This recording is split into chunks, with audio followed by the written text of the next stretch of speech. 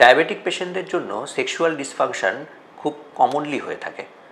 ছেলেদের ক্ষেত্রে আমরা দেখতে পাই যে ইরেকটাইল ডিসফাংশন হয়।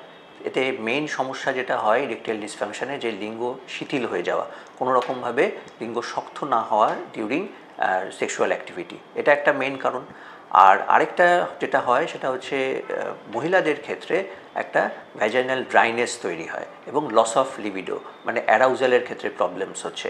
তা এই প্রবলেমগুলো কিন্তু আমাদের ডায়াবেটিক নিউরোপ্যাথির জন্য হয়, মানে নার্ভের অটোনমিক ডিসফাংশনের জন্য আলটিমেটলি এই জিনিসগুলো তৈরি হয়। তার ফলে যখন এই সমস্যাগুলো আপনার ক্ষেত্রে হবে এবং আপনার যদি আগে থেকে ডায়াবেটিস থাকে, তাহলে কিন্তু নিজে থেকে ওভার দ্য কাউন্টার কোনো রকম ওষুধ খাবেন না, তাতে কিন্তু অনেকগুলো সমস্যা বাড়তে পারে। এরকম প্রচুর পেশেন্ট আমরা ডিল করি যারা কিন্তু এই সমস্যার জন্য বিভিন্ন ওষুধ খেয়ে সাইড এফেক্ট নিয়ে আমাদের কাছে আসে। আপনি অবশ্যই এই ব্যাপারে আপনি ডাক্তারবাবুর সাথে কনসাল্ট করুন। কিছু ওষুধ পাওয়া যায় যেগুলো এই সমস্যাগুলোর কিছুটা সলিউশন করা সম্ভব হয় এবং আমরা সেটা করতেও পারি, কিন্তু পুরোপুরি হয়তো সম্ভব নাও হতে পারে।